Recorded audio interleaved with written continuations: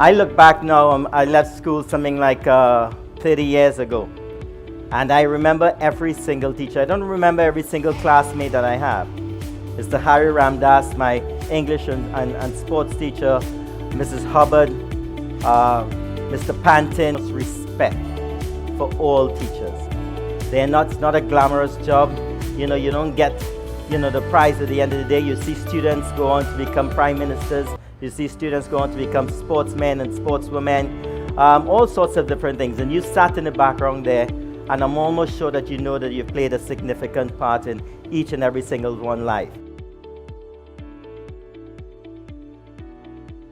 I would like to single out Mrs. Gauri Ishwaran. What has been most inspiring, of course, is the early days in which she pushed me to go beyond my comfort zone when I was in school.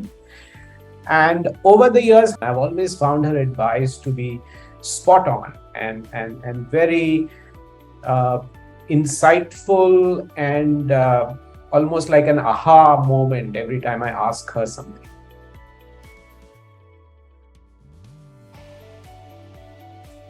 Mrs. D'Souza, who was my class teacher and English teacher at Bishop Cotton's when I was doing ISC 11th and 12th.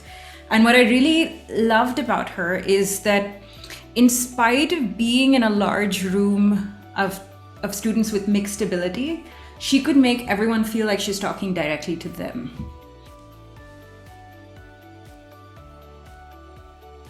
I have always believed in the vital role of teachers and recall the impactful words of Henry Adams.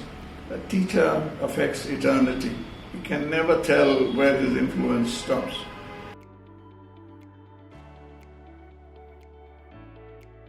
I'd like to start with a quote by Mark Van Doren: "The art of teaching is the art of assisting discovery." And I personally believe in that. And during the time of the pandemic, teachers themselves went through a journey of self-discovery and learning as we transition to this new world of education. One is my 10th grade zoology teacher. I used to be in the US in 10th grade, and his name was Mr. Kachuba.